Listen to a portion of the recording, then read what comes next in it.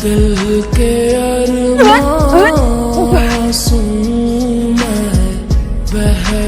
নিজের এত বড় সর্বনাশ কি করে করলি? কথা কথা কেন? তুই চাচার কথা একটাবারও চিন্তা করলি না? তুই চাচার মান ইজ্জতের কথা একটাবারও চিন্তা করলি না? চাচা মাইরা ফলাইবো তোরে। চাচা যদি জানতে পারে আমি বাঁচাইতে পারুম না তোরে। হ্যাঁ, যদি জানতে পারে মাইরা ফলাইবো।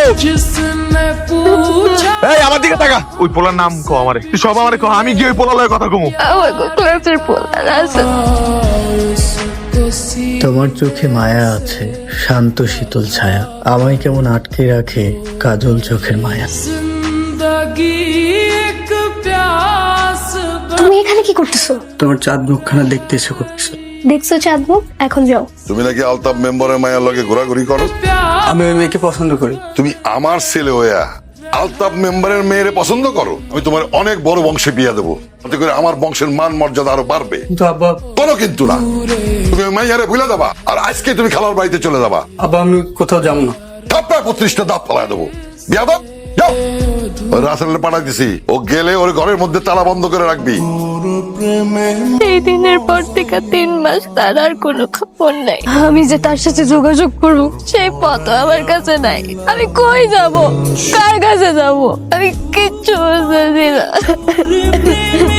কয়েকবার মরতেও গেছিলাম, কিন্তু সাহস করতে পারি নাই। বাতিজা, তোমার লগে আমার কিছু কথা আছে। আগে ফোন তো করে কি আছে কয়ে বলা। আমগো সুমি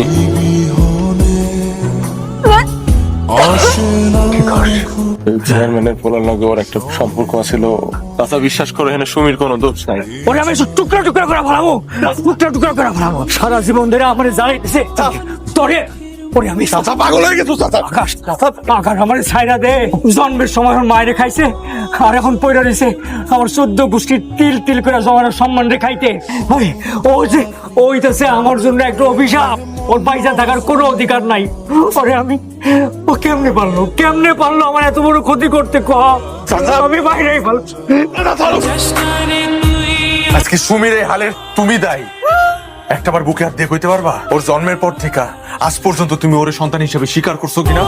সারা জীবন এই মায়েরারে তুমি অভিশাপ মনে করে গেছো। তোমার শাশুড়ি তোমার কাছে লয়ে গেছে, বিনিময়ে ওরে দিয়ে গেছে, এতে ওর কি দোষ? ও তো কোনো দোষ করে নাই। কিন্তু হারাটা জীবন যে মায়েরা কোনো দোষ করে নাই, এই দোষের লেগে পস্তায় গেছে।